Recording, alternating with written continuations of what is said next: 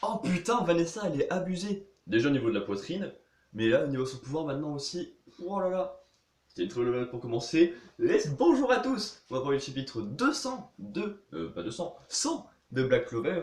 Dans le dernier chapitre, on avait eu l'arrivée de la reine des sorcières qui avait cassé les couilles de tout le monde, qui s'est mis à contrôler Asta pour essayer de tuer les autres.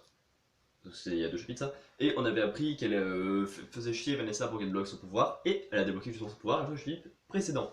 Du coup là, on le voit qui se jette, c'est un petit chat rouge qui se jette sur Asta, sauf que bah, ça fait rien, on voit Asta découper Noël, et ensuite on la revoit genre quelques secondes avant, elle n'est pas découpée, et la reine des sorcières renonce les mêmes mots.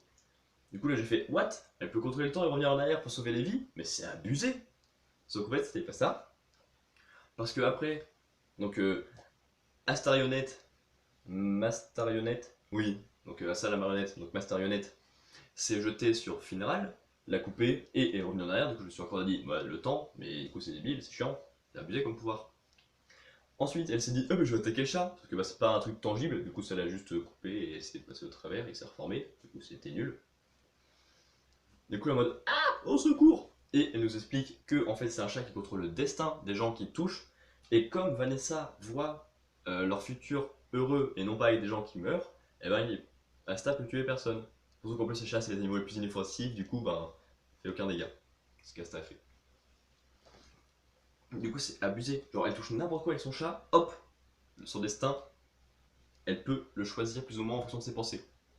Du coup la reine des sorcières, quand c'est ce qu'elle attendait, se met à contrôler Vanessa, et en mode oui je vais tous les tuer, le destin est à moi.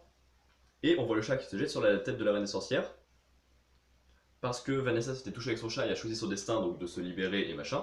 Parce que justement, depuis le début, c'était la reine qui décidait pour elle son destin, et là, grâce à son pouvoir, hop, Vanessa peut choisir elle-même son propre destin, qui est de partager son pouvoir avec sa vraie famille, et elle explique que justement, elle et la reine des sorcières n'ont aucun lien, et du coup, elle ne donnera pas son pouvoir. Et du coup, bah, là, on voit la reine des sorcières totalement maîtrisée, et Vanessa qui contrôle le destin.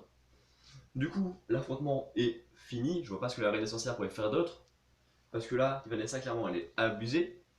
Après, sûrement, avec le destin, elle va finir par réussir à sauver Asta. C'est fort probable. Et du coup, l'arc, il sera enfin terminé. Mais cet arc était grave bien. Je trouve que le manga s'améliore au fur et à mesure. Et ça fait grave plaisir parce qu'il avait du potentiel. Voilà, donc n'hésitez pas à mettre des théories sur la fin de cet arc ou sur les prochains arcs qu'il pourrait y avoir. À mettre des pouces bleus si cette vidéo vous a plu. À vous abonner si vous voulez en voir d'autres. Ciao!